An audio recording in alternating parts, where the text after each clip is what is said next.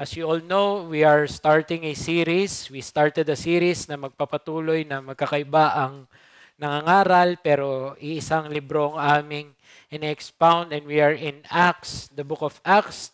We are so grateful kay Jose sa kanyang unang launching pad siya ng mga preachers. So I would like to build on that through this text na ating mga pag-aaralan.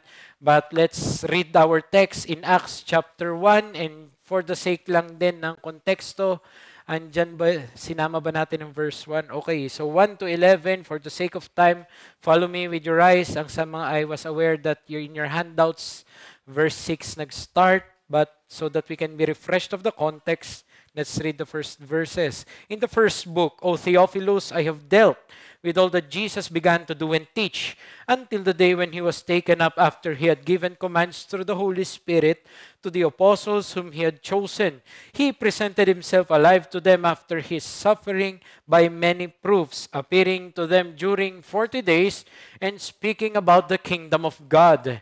And while staying with them, he ordered them not to depart from Jerusalem, but to wait for the promise of the Father, which he said, "You heard from me."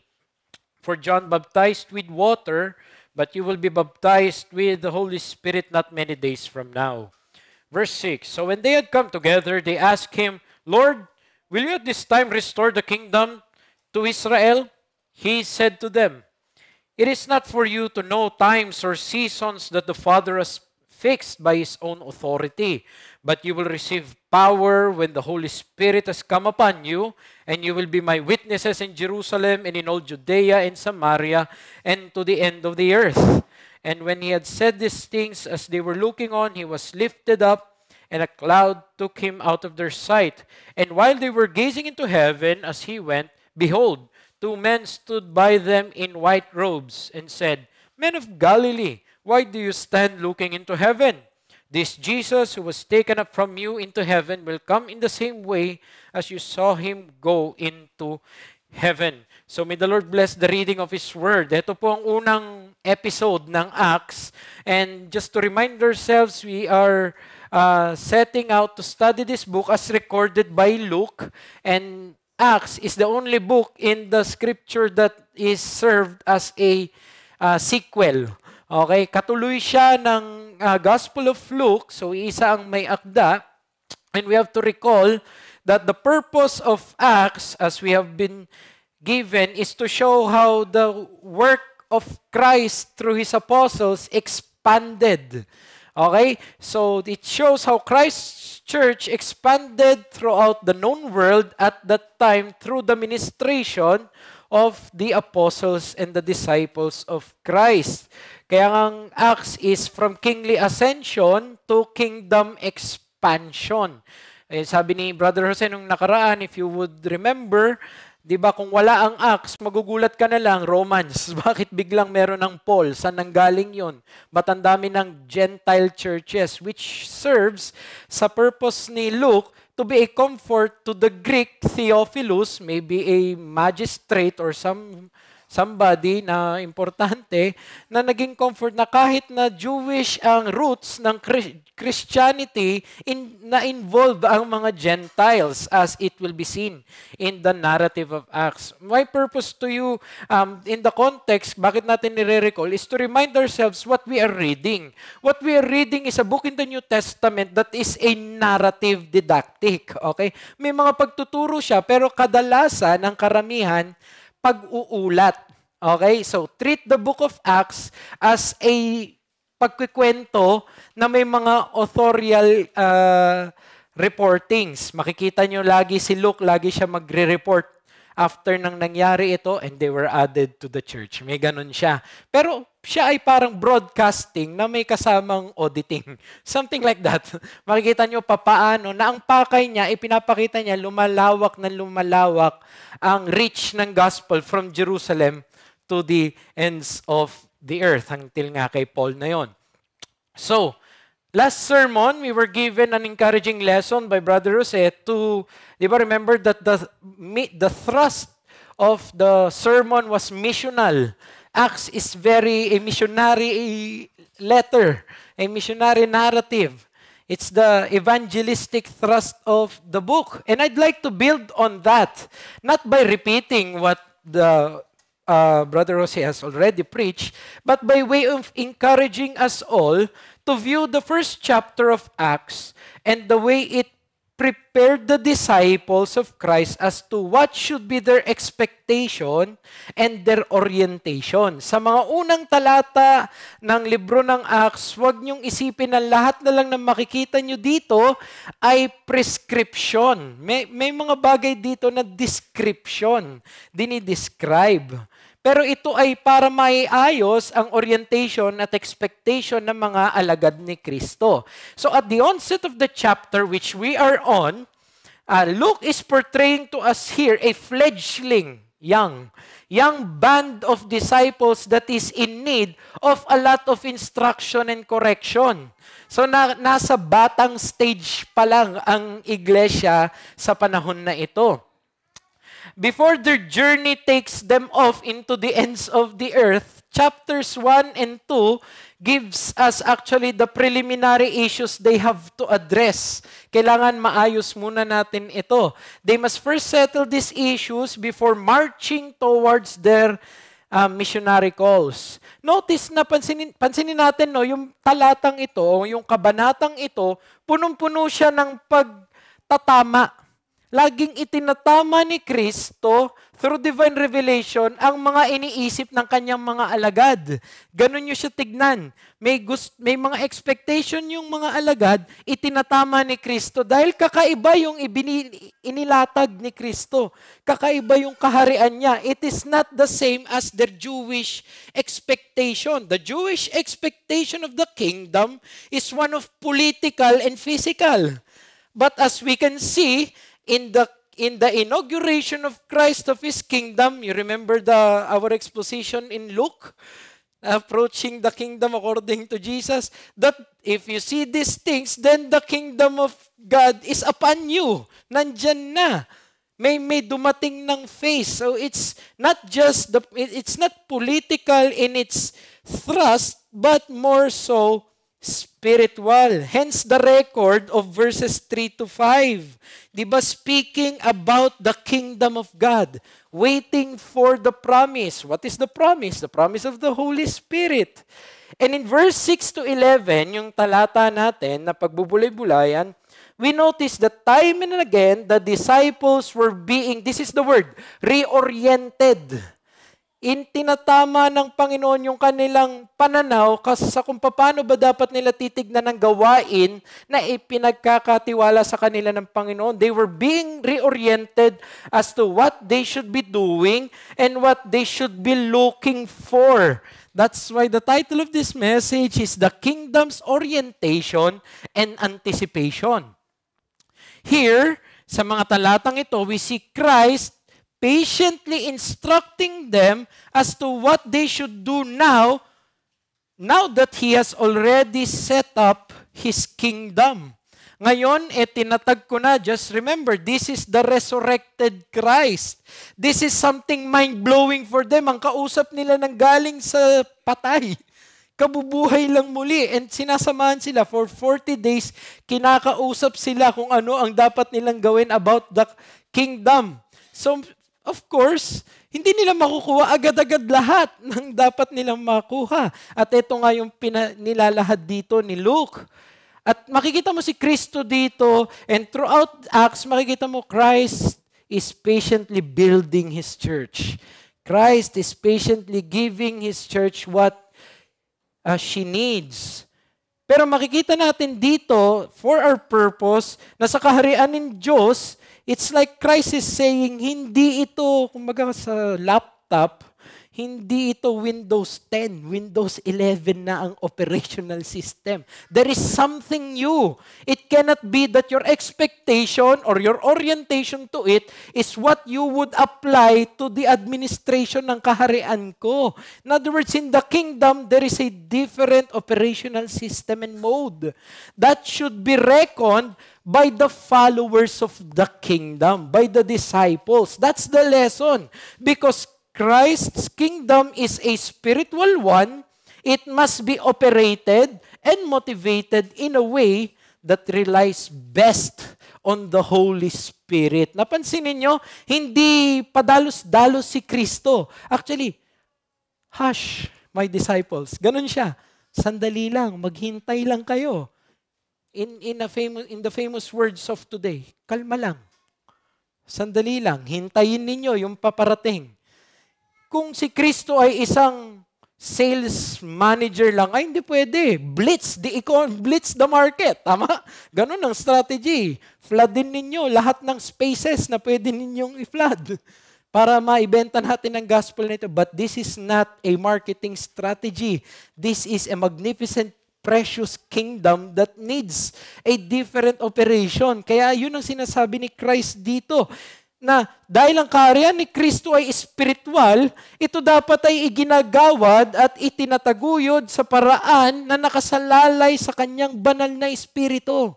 Hindi sa kagalingan ng tao, hindi sa kung ano man ang expectation ng makamundong lipunan o kaya naman sa makataong paraan. Ibang-iba po ang kaharian ni Kristo. Banal na espiritu ang pinakakailangan niya. It cannot be that it is a spiritual kingdom as Christ said in Matthew, Mark, Luke, and John, and when it comes to Acts, it will be a physical, materially oriented kingdom. It cannot be. It is a spiritual kingdom and it cannot be earthly minded or materially oriented. You see, in this passage, Christ is making sure that what He is establishing is a totally different entity than what the disciples or even the world expect. They expected a Messiah that is like Alexander the Great. He will come with his army and is gonna wage war until such time maliliberate sila. But the king came in another mode. He set up a kingdom that is far different.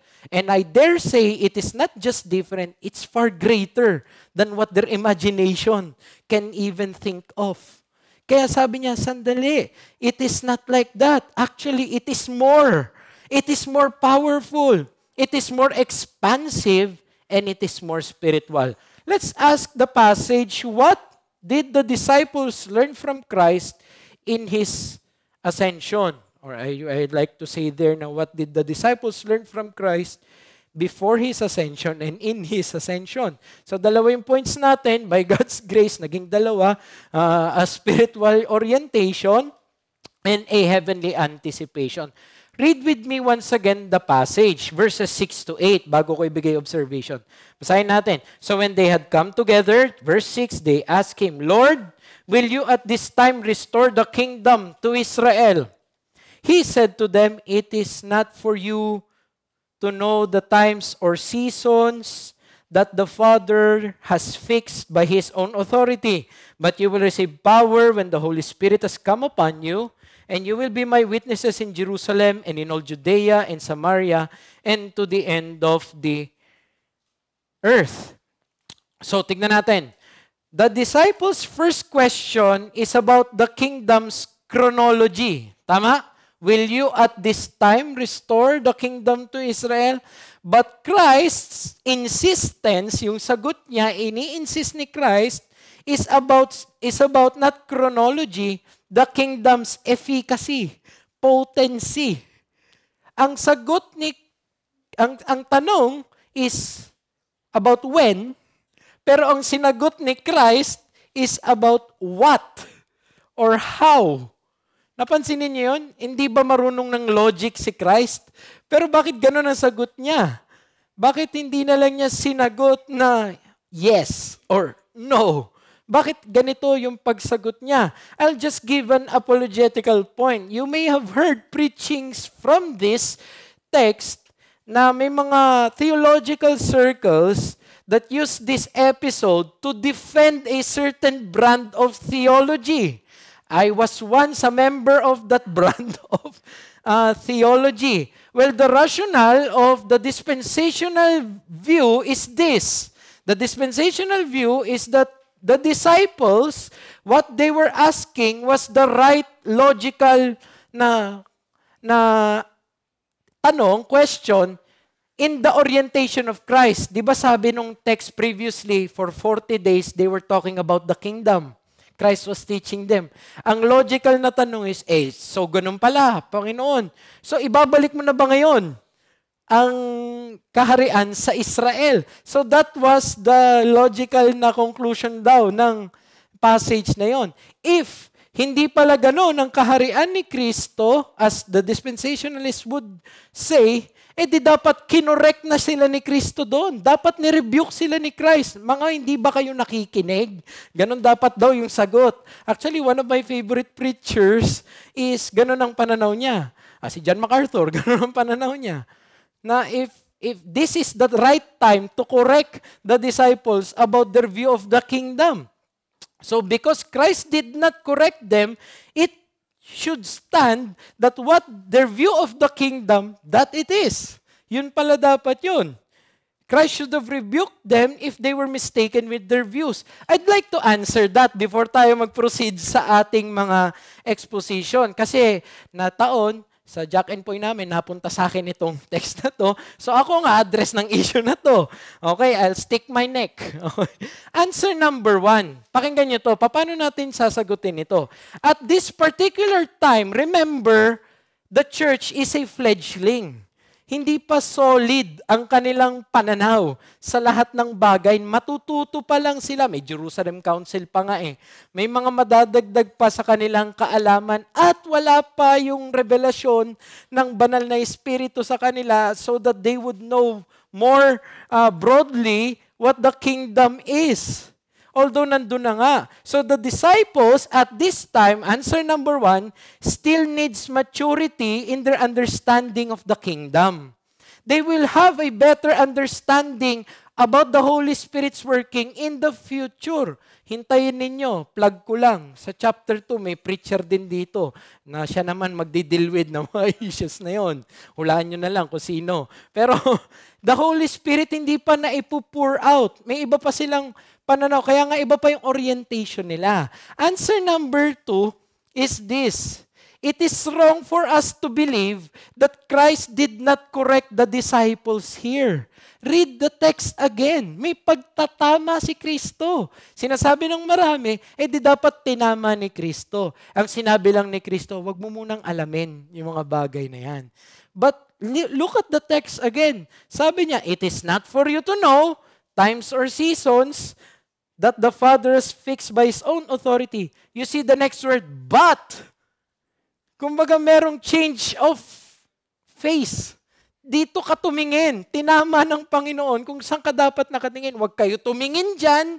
Dito kayo titingin. But you will receive power when the Holy Spirit has come upon you. So, indeed, Christ did give them a correction here. And the correction is from a political orientation to a spiritual orientation. From a political anticipation, physical na manifestation, to a spiritual potency and efficacy. Nakukuha natin? Are you still with me, guys? Medyo theological to, so I have to do this. He was actually reorienting them as to what they should focus themselves with. Nakukuha natin. The disciples, meron pa silang curious mind, state of mind na, so ganun po ba mangyayari? And Christ is essentially saying, kumbaga, that's not the focus of my teaching. Ito ang hintayin ninyo. Hindi yan. Para sa Ama, ang mga ibang bagay na yan. Yun ang sinabi niya doon. But hindi niya sinabi doon na tama kayo. Actually, mas malapit na sinabi niyang, mali yung tinitignan nyo. Ito dapat yung tignan. So, it is wrong for you to claim in the text na hindi siya kinorek, kaya naninindigan yung theological na standing point na yon. Answer number 3, this is my own answer, is it is not safe for you to build a theology out of a negation. Magbibuild ka ng isang theological structure dahil lang sa hindi sinabi. Mas maganda mag-build ka sa kung ano'y malinaw na sinabi. Nakukuha natin. So, kung gagawin nilang depensa ito for their dispensational scheme, ewan ko na kung ano magiging comment sa YouTube, bahala na sila. Pero kung gagawin nila ito na dispensational defense nila, etong pangit naman na nakatayo ang isang superstructure sa isang bagay na dahil hindi kinorek. Mas maganda, itayo mo yung superstructure ng theology mo sa inilatag. Tama? Okay, so that's how we answer that. And let's just compare the disciples' concern with that of Christ. Read the observation again in your notes na ang focus nila chronology pero in-insist ni Christ potency. Let's compare them. The disciple wanted an answer to chronology. Yun yung nag-spike ng curiosity nila. But Christ, ano ang kanyang ibinigay? What they really needed. Ano ang inassure ni Christ dito? Authority. Hindi chronology, Christ gave a focus on the authority na kailangan nila. The disciples were concerned with what? Restoration. Tama? What is Christ's concern? Reception of power. The disciples' concern is limited to one locative, Israel. What is the answer of Christ? The target of Christ is to the ends of the earth. Which is more? The disciples or Christ's reorientation? You have to answer yung sinasabi ni Kristo. Tama? So it's actually more. Also, notice sa ating exposition ito that it is now twice that Luke tells us Christ is telling them about a certain person. Who's that person? The Holy Spirit. Laging pag binabanggit ni Kristo ang tungkol sa kaharian, banal na Espiritu ang kasunod. Ang mga Israel, kaharian, Israel ang kasunod. Kay Kristo, kaharian, ang kasunod is banal na Espiritu. In verse 5, yun yung nakita natin, di ba? Pagdating ng verse 3, speaking about the kingdom. Pagdating sa verse 5, for John baptized with water, but you will be baptized with the Holy Spirit not many days from now. So, there's the Holy Spirit. Ganun din sa verse 8. Di ba? Restore the kingdom of Israel. Pagdating sa verse 8, you will receive power when the Holy Spirit has come upon you. In other words, ito lang, sa madaling salita mga kapatid, Jesus wants His disciples to intentionally focus and rely on the power of the Holy Spirit, not on the production of the politics of it. No, the power of the Holy Spirit ang kailangan yung pagtuunan ng pansin. That's the principle. The disciple must reckon, ibilang, that the kingdom's focus and power is greater than any of our aspirations. It is centered on the Holy Spirit's working. It's actually more than what they are thinking, than what the disciples are thinking. We must understand, mga kapatid, na si Kristo, dinisenyo niya ang kanyang kaharian in such a way that will be centered on His Spirit. What does that mean? That means more than the possible material change that it may offshoot into, we should aim for the spiritual change and effect in our ministrations. Isipin na ninyo lahat ng ministry na pwede ninyong isipin. More than the physical change that it may do good for that ministration, what we should focus ourselves to is the spiritual change and effect na pwedeng mangyari doon. Think of any Bible study. Instead of focusing na dumami yung number ng Bible study attendees, focus kung lumalago ba to sa pagkakakilala niya kay Kristo. Think of any counseling na imbis na ma-herald si counselor as very witty and wise, dapat si counselor, he is depending on the Spirit na sana kilusin ng Panginoon itong kinakausap ko. Any ministry should have that evaluation. Whether those are diaconal or ministerial. Wala namang magisterial ministry dito eh. Lahat naman service eh. Whether in daily life of the Christian, whether in your parenting, in your sanctification, It's still the graces that is produced by the Spirit that should take precedence over that which can be materially gained from it. So is true even in the radix, sa root ng mga ministry natin. Why? Because Christ designed His kingdom this way. Because Christ designed His ministry to be executed like this. So also, I have to say this, beware of being bogged down to that which is bogged down, yung nalunod ka na sa putik. Alam mo yun, nahirapan ka na. Bogged down from that which is material and physical. The kingdom is a spiritual kingdom.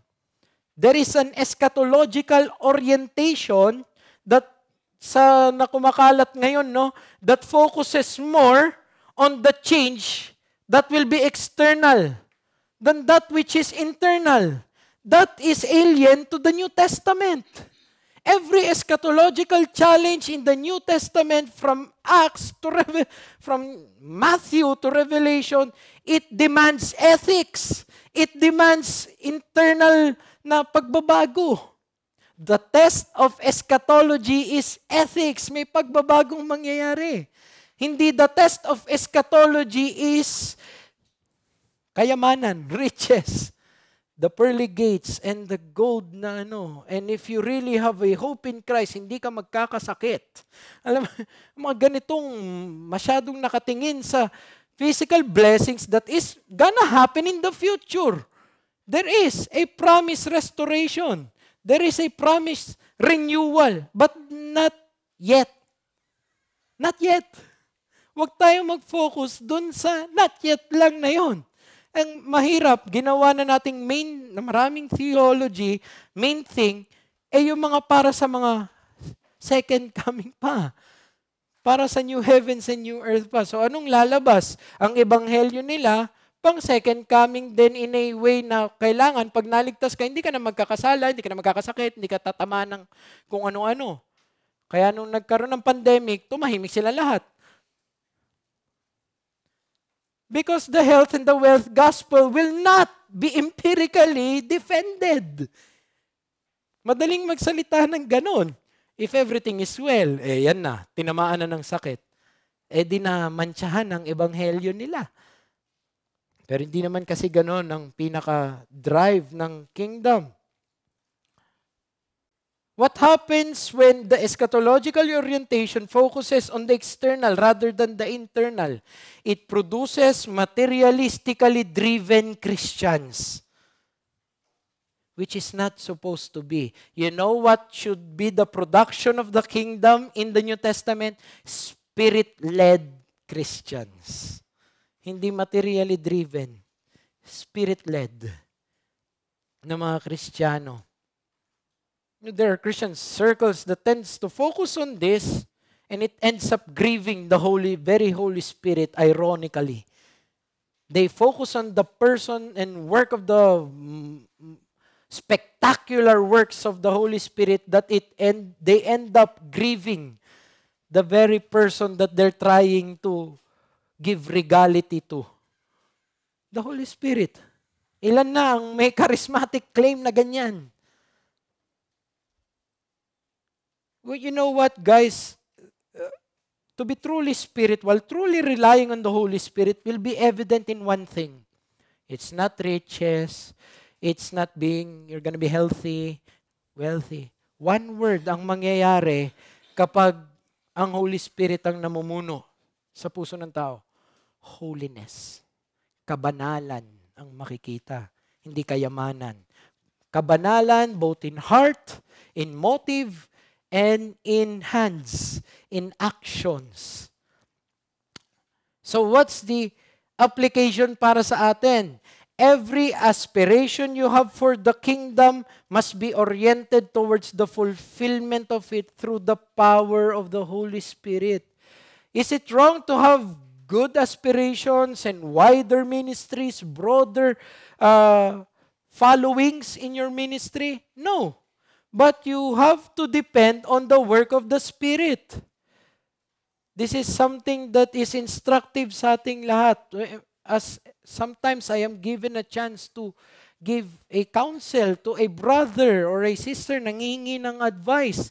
After namin mag-usap, after ibaba yung Zoom call or messenger, whatever means na kami nag-usap, I have to pray, Lord, did I say something wrong? Lord, gamitin niyo kung ano man po yung katotohanan na meron kayo na nasabi ko, sana po, kumilos kayo doon sa puso niya. Why? Because it is not upon me na magbabago ka. To husbands and wives here, you may talk in great means of communication. Ang linaw siguro ng lines of communication nyo, which is good. Tama yun. Maintain that. Yung walang masyadong trash sa lines of communication nyo. Malinaw. But even if you are so clear in your instruction or in your appeal, it doesn't mean magbabago yung kinakausap mo. It doesn't mean susunod siya. You know why? That person has a human heart. You know what the human heart needs? The all-powerful Holy Spirit. Hindi pwede magre-rely ka lang sa galing mo. Kanina nanalangin dito yung nag-preside and I'm so grateful na hindi, sabi niya yung mga ngaral, hindi siya dumepende sa kanyang sariling, may word siyang ginamit na nakalimutan ko, pero kagalingan. That is true every time we preach, my fellow preachers, you know this. What we are producing is 70 GSM black and white paper or 1 byte. Di pa kilobyte to eh. It's nothing. If the Holy Spirit will not work, it won't have its power. So we have to rely on the Holy Spirit. There is no mechanism or ministration inside God's kingdom that can be absent the work and influence of the Holy Spirit. No ministration. Yun ang tunay na nagre-rely sa Holy Spirit. We have to always stamp everything in prayer. You have always to depend at the end of the day, not in your own ways, but in the working of the divine Spirit of God. Manuscripts and preparations are not without the Holy Spirit. And brethren, I have been oriented before into a more material and technique, strategy, preparation for the ministry. Alam niyo yun? Nag-Bible school ako ng stratagem. Pinakamagaling naming teacher is si John Maxwell. Is he bad? Is John Maxwell bad? No, he's good. But John Maxwell is not the one promised by the owner of the church. You know who is promised? The Holy Spirit. And many times kapag ganun, paraging orientation mo is strategy at sa mga, alam mo yun, business models, which are, there is genius in it sometimes.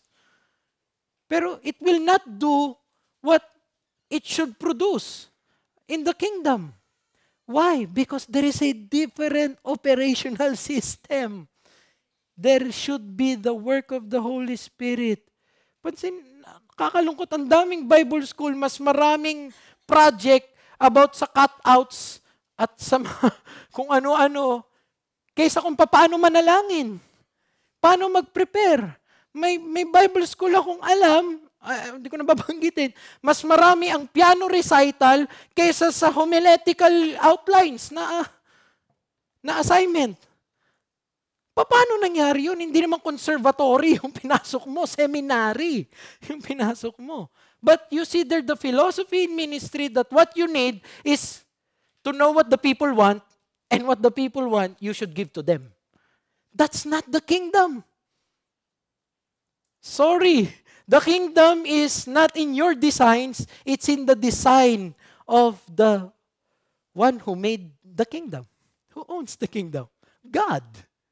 At sabi ni Christ, sabi ni God, sino ang pinakakailangan mo? Ito, ako. Banal na espiritu pa rin.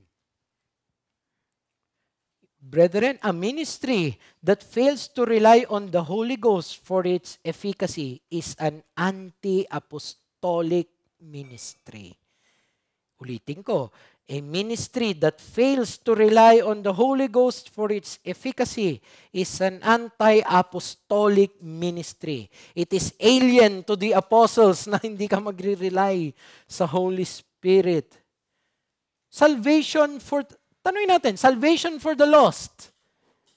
Sino pinakakailangan mo? The regenerating work of the Holy Spirit. The sanctification of the believers. Sino pinakakailangan mo? The Holy Spirit's conviction in the soul. The Holy Spirit's fruit in the hearts of the people.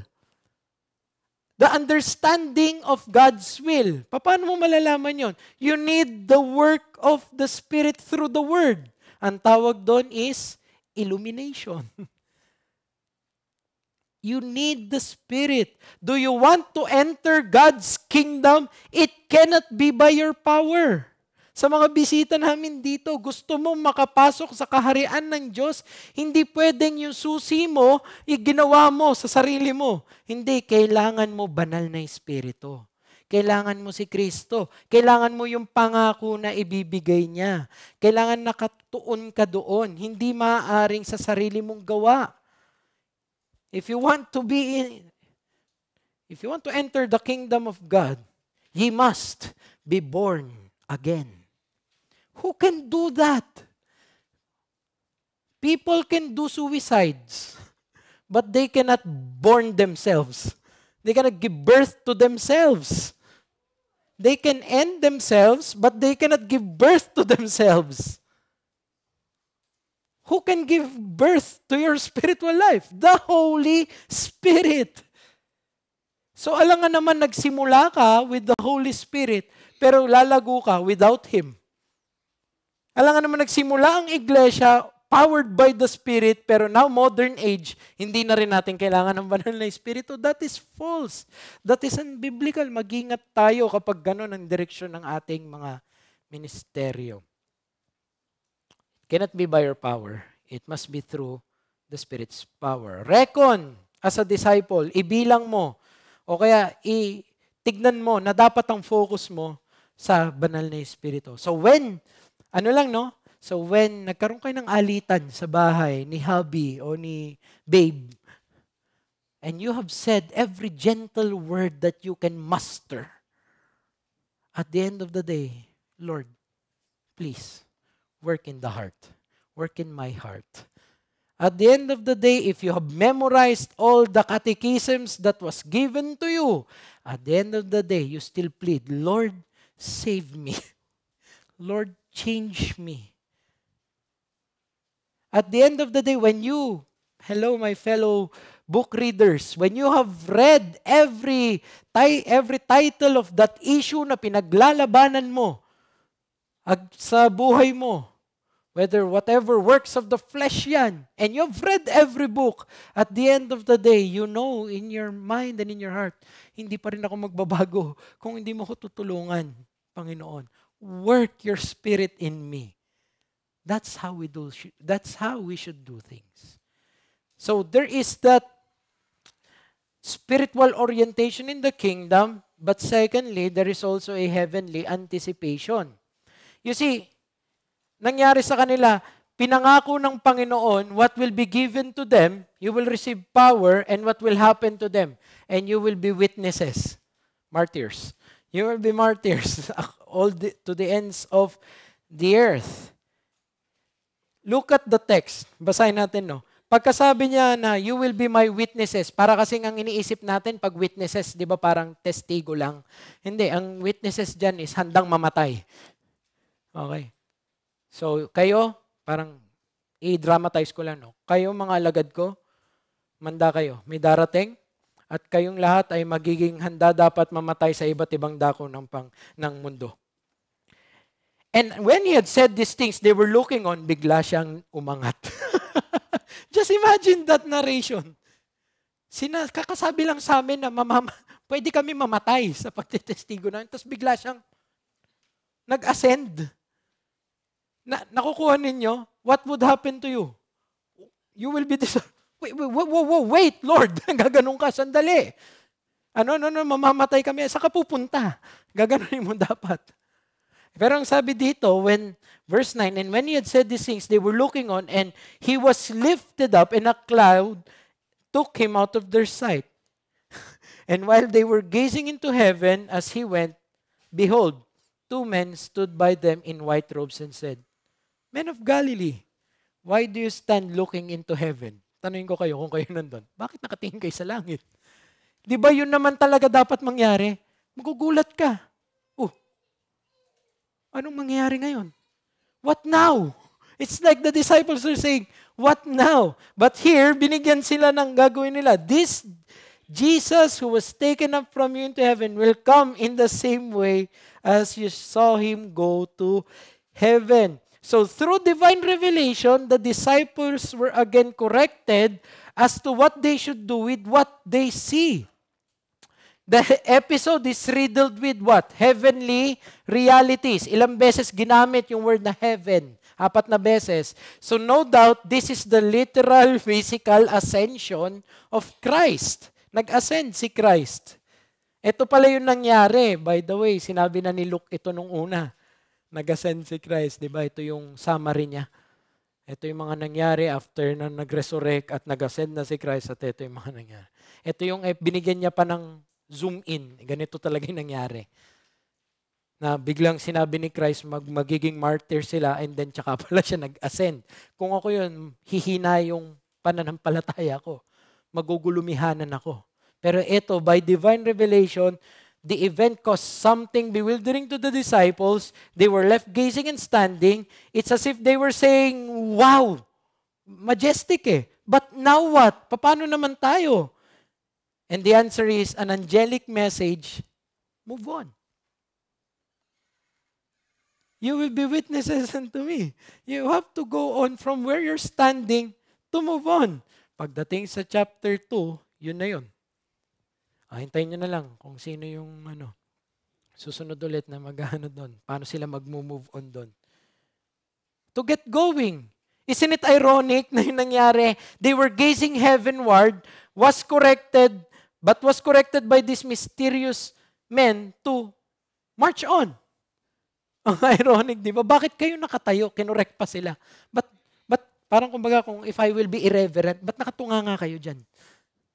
Kumbaga sinasabi niya, etong nakita ninyo, mangyayari ulit to. Bababa ulit siya in the same way na nakita niyo siya. So, what do we see here? In other words, the right appreciation of Christ's ascension is seen by a moving forward with hope to His second coming. Ang tunay na pag-appreciate sa nangyari kay Christ, by the way, ascension is a image of victory. The triumphant king has sat on his throne again. Now the kingdom will expand. Di ba? Pero sila, pangahawakan nila yon. Pangahawakan nila dapat yon as their hope. What's the principle? The ascension of Christ and His promised return gives the disciple hope and motivation to press on. Very iba talaga ang kingdom. You know, most organizations will be unproductive if the leader suddenly disappears. But not the kingdom. It's different. It is motivated even though the king is not present sa kanilang visibility. What happened to the disciples is something counterculture. It's something out of this world. Sa estimation ng mundo, hindi dapat nangyari yon. Pero one reporting of Acts is what did the apostles did? They turned the world upside down. Galing ng kingdom ng Panginoon. Di ba? It should have failed, but through the design of Christ in the things that should logically fail, it gave victory. You know why? Because the Spirit is at work. And if the Spirit is at work, you may deem it to be boring, but to the heart of the other people, it's working. To the geniuses of the world, our Bible is unequated, irrelevant. But to those na kinikilos ng banal na Espiritu, it is the most precious thing there is. And I'm telling you this, brethren, to encourage you. Isn't that your hope? Isn't that encouraging? Isn't that ang ganda na in spite of, kagaya ko siguro kayo, ang daming infirmities, but Lord, please, work through whatever I can produce through this. Time and again, the kingdom is mind-shattering. Hindi niya sinusunod ang laws ng gravity natin. In our weaknesses, it is made strong. With unlearned men like Peter and John and these fishermen, they turned the world upside down. And isn't that a hope? Baka iisipin mo, baka nandun ka sa sitwasyon sa buhay mo, ano pa magagawa ko para sa kaharian? Mahina ako. Wala akong kakayanan. Wala akong masyadong pinag-aralan siguro. May kapansanan ako or anything. Whatever you can give to God, God can use. Isn't that hope? To my fellow parents, what is your hope in your child's discipline and spanking? In the amount of force that your arms can generate? Na equal yon, na pag tumama yon with enough force, parang Jedi use the force look. Parang pag tumama yon, magbabago siya. Na somehow, pag tama, boom, bago na yung kaluluwa niya. No. What is still your hope? That this little means that God has ordained, God may use to see, para pakita sa batang ito na may batas ang Diyos na kanyang pagbabayaran kapag hindi siya nagsisi. That's your hope.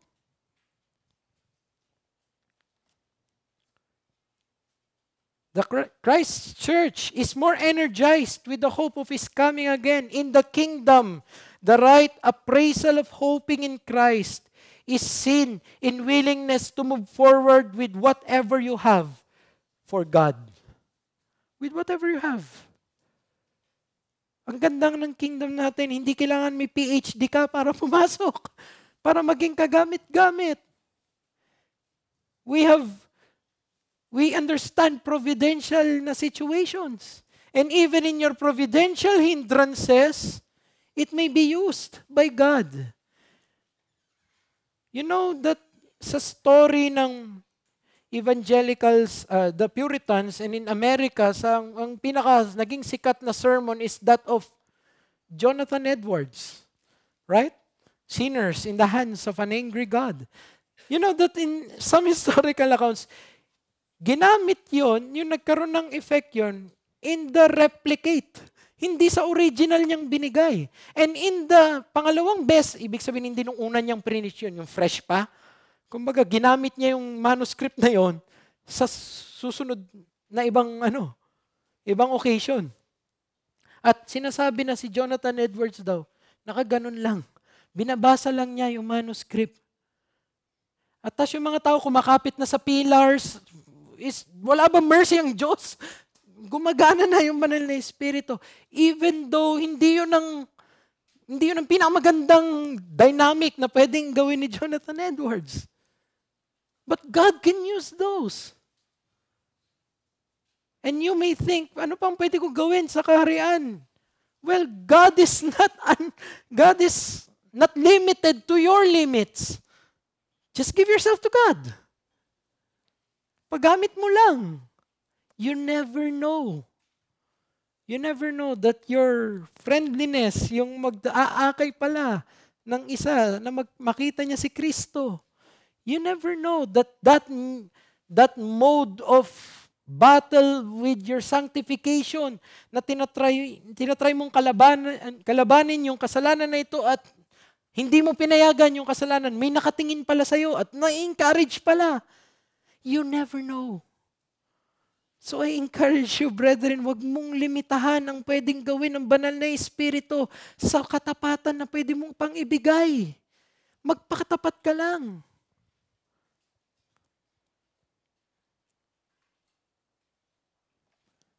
Just press on. In the kingdom, progression and perseverance is not contingent on the on the limitation of man. It is contingent on the blessed hope of Christ's return.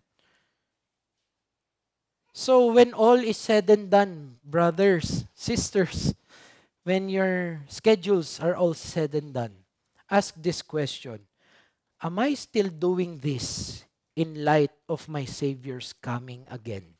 Does this matter when my Savior comes again?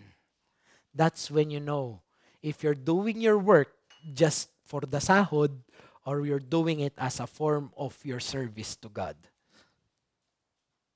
That's when you know. Ask the question, bakit ko to ginagawa? And if your answer is not for God's glory, you have a wrong motive. And if you ask the question, paano ko to gagawin? At kung ang sagot mo ay outside the Holy Spirit's enabling, magkakamali ka rin sa ginagawa mo. You always need this orientation and anticipation. So, application. Reflect your hope in Christ by being more persevering in your heavenly callings. Salamin ninyo yung iyong pag-asa kay Kristo sa iyong pagpupursige sa mga makalangit niyong panawagan. Do it not for the applause of man. Do it not for the effect materially of it. Do it because you believe this is what Christ wants you to do. Don't allow yourself to just be idle or not doing something for Christ. Do what God is calling you to do for Christ. Indeed, look and give to Christ above His due. But do not fail to move forward in life carrying that vision. Alam nyo, ang natutunan ko dito, as you see the macro of Acts, pag nakita mo yung Acts, kung ganito pala yung mga alagad ni Kristo, ang hirap nga talaga nilang pigilan. Kaya pala, kung ito pala ang pagkilos ng banal na Espiritu sa kanila, dun sila nagre-rely, kaya pala kahit binato na si Paul, kaya pala kahit na pinatay na yung kapatid niya, kahit na pinako yung iba, by the way, all of the disciples died. The apostles, they all died. Of course, they died. But they died in a martyr's death, except for John. But every time may ganon na episode, what happens?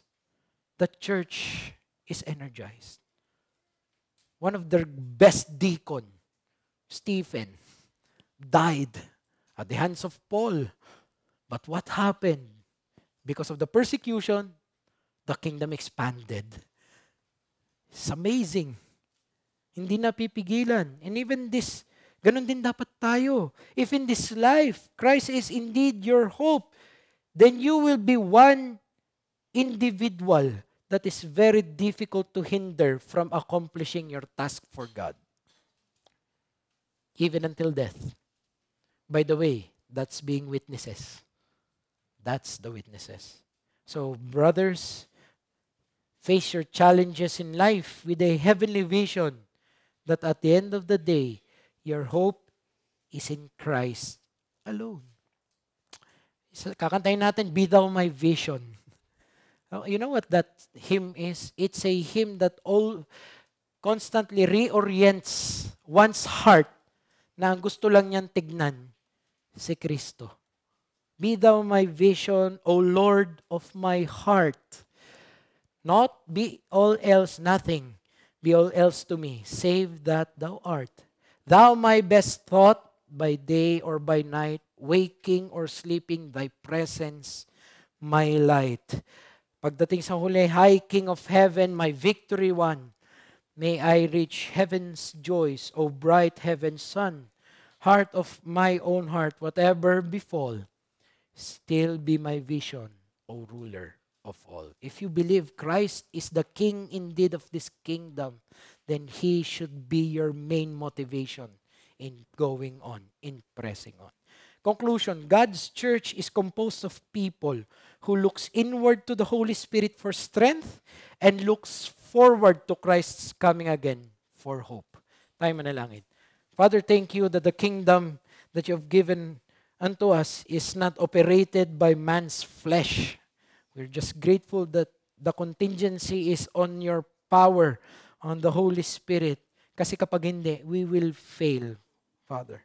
So thank you for assuring us, for giving us hope, for giving us this solid na foundation namin sa banal na Espiritu, Panginoon. So please, Lord, help us to be spiritually minded believers as we go on with as we pursue our sanctification, as we pursue our daily lives. Help us, Lord, in the application of this, and may it be, Lord, as a reflection of our hope that is in you, in your coming, and in your promises. These things we ask in Christ's name. Amen.